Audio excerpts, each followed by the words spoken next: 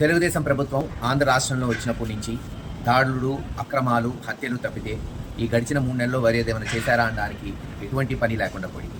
ఈరోజు ఎంత దుర్మార్గం అంటే జోలకల్లు గ్రామం, పిడుగురాళ్ల మండలం, గుర్జాల నియోజకవర్గంలో ఒక దళిత మహిళ, ఎస్సీ మహిళ, పాప వాళ్ళ నాన్న కోటా రేషన్ బియ్యం కోటా చేసుకునేవాడు 10-15 సంవత్సరాలు. ఆయన చనిపోయిన తర్వాత కూతురికి వచ్చింది.